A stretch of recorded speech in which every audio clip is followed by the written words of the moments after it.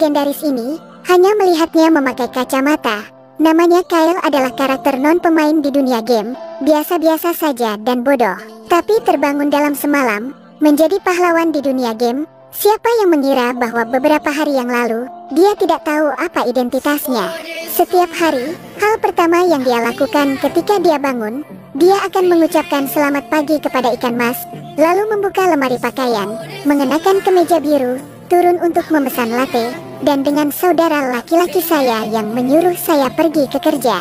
Tempat ini memiliki nama yang sangat bagus sebagai kota kebebasan, namun kenyataannya adalah kota kejahatan. Kemanapun dia pergi pasti ada penjahat. Dia akan menemui hal yang sama setiap hari, tertembak, tertabrak mobil, terbentur, dirampok. Dia sudah terbiasa dengan hal-hal ini untuk waktu yang lama. Tapi sampai hari itu semua telah berubah, baik cantik maupun kuat. Melihat seseorang yang membuatnya tertarik, bertemu dan jatuh cinta padanya. Dia berlari mengejarnya untuk mendengarkannya. Sang Dewi hanya menatapnya. Dia segera mulai kehilangan kendali. Sejak itu setiap kali dia bangun, ingatannya tidak akan hilang. Tidak hanya itu, dia bekerja di bank. Dulu setiap kali dia bertemu dengan perampok, dia akan aktif merangkak ke tanah mengangkat tangannya untuk menyerah. Tetapi hari ini dia tidak ingin melakukan itu lagi. Dia ingin berubah. Tetapi ketika dia hanya menyodok kepalamu keluar, kakak keamanan menasihatinya untuk menyerah tetapi membangkitkan perlawanannya. Seolah-olah dia terputus. Dia belum pernah melakukan itu dalam hidupnya. Tiba-tiba, perampok itu dibunuh olehnya. Dia tertegun. Saudara keamanan itu juga melebarkan matanya. Melihat perampok itu tergeletak mati di tanah, dia segera berlari keluar dari bank, mengenakan kacamata yang baru saja dia rampok. Dalam sekejap mata dunia tiba-tiba berubah.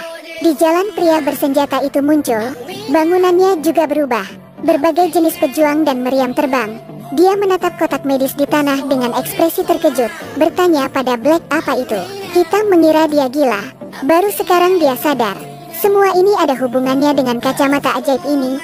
Memakai kacamatanya, dia bisa melihat dunia lain. Dia dengan penasaran menyentuh. Lukanya dengan cepat sembuh. Seolah-olah dia sekarang melihat dari sudut pandang Tuhan. Melihat seorang pemuda mati di depannya, tagihan terbang keluar dari tubuhnya. Kyle mengulurkan tangannya.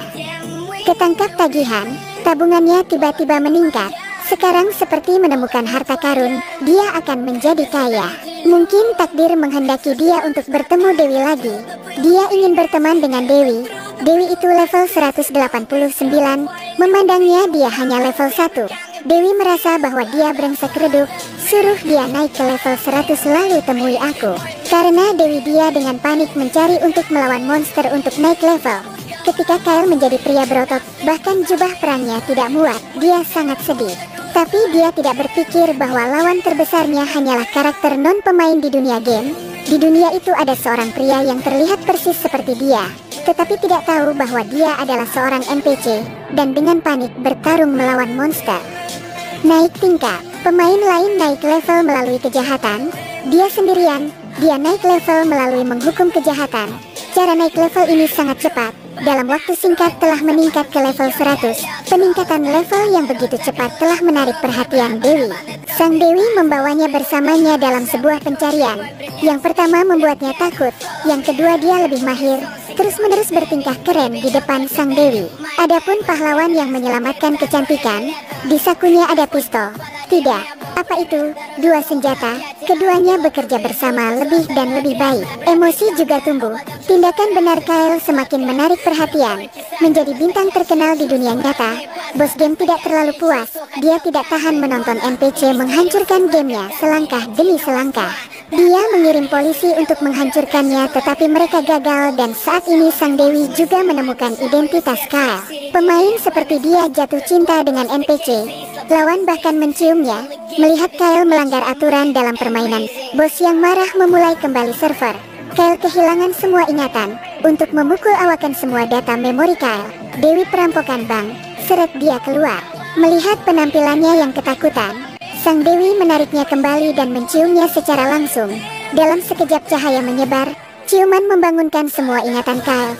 Dia kembali, dewa perempuan mengatakan semua yang sebenarnya. Dia bukan orang sungguhan tapi karakter fiksi dalam game. Sebagai NPC, Kyle hampir tidak bisa menerima kenyataan kejam ini. Penjaga keamanan akhirnya membangunkannya. Bahkan jika ini hanya dunia game, ini adalah dunia mereka. Ini adalah dunia nyata. Kyle memanggil semua NPC, memberitahu mereka untuk tidak membiarkan nasib mereka, dengan berani menjadi diri mereka sendiri. Pidato ini menginspirasi semua NPC.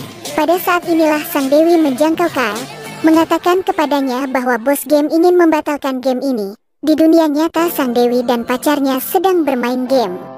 Permainan dicuri lagi oleh bos jahat untuk menemukan kata sandi. Dewi baru memasuki dunia game ini. Karena untuk membantu Dewi menemukan kode dan juga untuk melindungi dunia ini, Kyle memutuskan untuk melakukan pahlawan seperti itu. Dan sekarang bos game juga mengirim petarung terkuat. Ini adalah pertempuran paling intens dari dua pahlawan super. Tidak ada yang bisa diharapkan. Orang ini menggunakan merek tim AS, tidak menunggu lawan bereaksi. Kyle langsung meledakkannya. Ini adalah film Rescuing Guy yang baru saja dirilis dalam perjalanan untuk menjadi pahlawan. Karena untuk mengungkap kejahatan bos game, melindungi dunia game, NPC, humanoid wanita, memulai petualangan penuh petualangan. Tetapi waktu mereka terbatas, memegang dunia game ini, bagaimana cinta seorang NPC dan pemain wanita akan berakhir? Saya ingin menyimpan ketegangan ini untuk semua orang sampai Anda melihatnya. Kembali ke film. Film ini memuat banyak detail film dan game, kecuali kemunculan tiba-tiba tim AS. Selain bos jahat dengan kemunculan Dwayne Johnson, seiring dengan suara beberapa tamu kecil, perampok yang dibunuh oleh Kyle, disuarakan oleh Dwayne Johnson, Anda dapat mendengarkan dengan cermat suara asli film tersebut. Juga dalam permainan adalah seorang gadis dari Gadis Gosip Black. Ada juga penampakan Hulk dengan tangan raksasa, adegan ditabrak dua mobil sekaligus.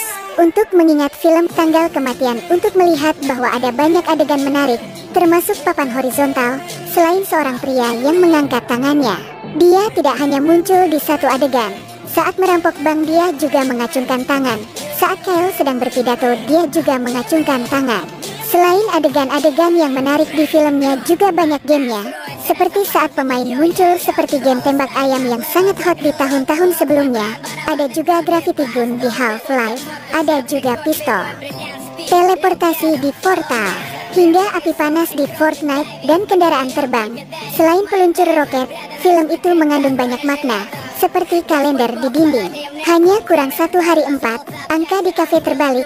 Perhatikan baik-baik, Anda akan melihat dan setelah tanah kota retak, langit dapat terlihat di bawah tanah. Ini normal dalam permainan.